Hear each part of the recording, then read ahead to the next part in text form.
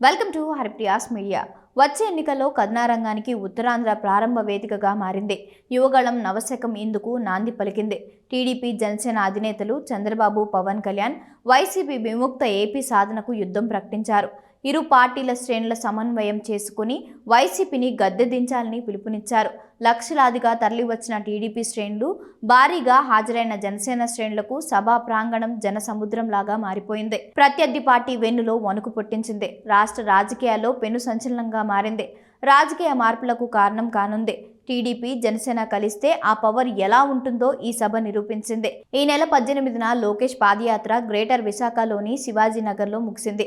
వాస్తవానికి విశాఖలో ఈ సభ ఏర్పాటు చేయాల్సి ఉంది.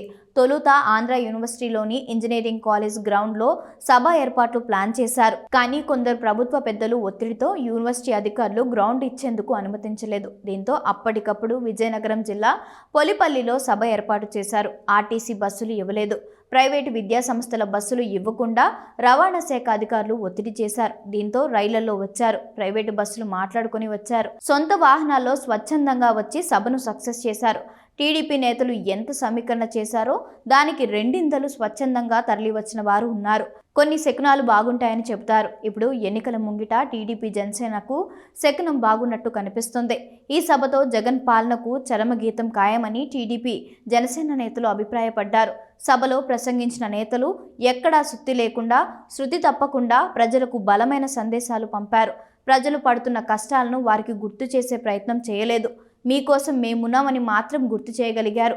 రాష్ట్రం కోసం, రాష్ట్ర భవిష్యత్తు కోసం, భావితరాల కోసం మేమున్నామని, కలిసి వస్తున్నామని భరోసా ఇవ్వగలిగారు. అన్నిటికీ మించి ప్రజలకు భద్రత, భరోసా, వారి ఆస్తులకు రక్షణ, భవిష్యత్తుకు గ్యారంటీ ఇస్తామని మాత్రం హామీ ఇవ్వడం ప్రజలను ఆకట్టుకుంది. తన సహజ శైలికి భిన్నంగా పవన్ ప్రసంగించారు. భావోద్వేగ ప్రకటనలు చేశారు. రాష్ట్ర నిర్మాణం కోసం చేయాల్సిన పనులను వెల్లడించారు.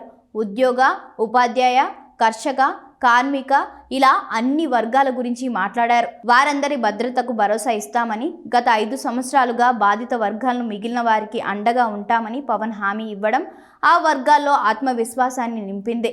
చివరిగా మాట్లాడిన చంద్రబాబు, పవన్తో కలిసి అద్భుతమైన భాగస్వామ్యంతో రాష్ట్రాన్ని గాడిలో పెడతామని చెప్పడంతో ప్రజల్లో ఒక రకమైన ఆలోచన ప్రారంభమైంది. అయితే ఇది పేరుకే లోకేష్ పాదయాత్ర విజయోత్సవ సభ. కానీ టీడీపీ జనసేన తొలి బహిరంగ సభగానే రాష్ట్ర ప్రజలు భావించారు. ఈ సభతో ఒక రకమైన రాజకీయ మార్పు ప్రారంభమైందని విశ్లేషకులు అభిప్రాయపడుతున్నారు.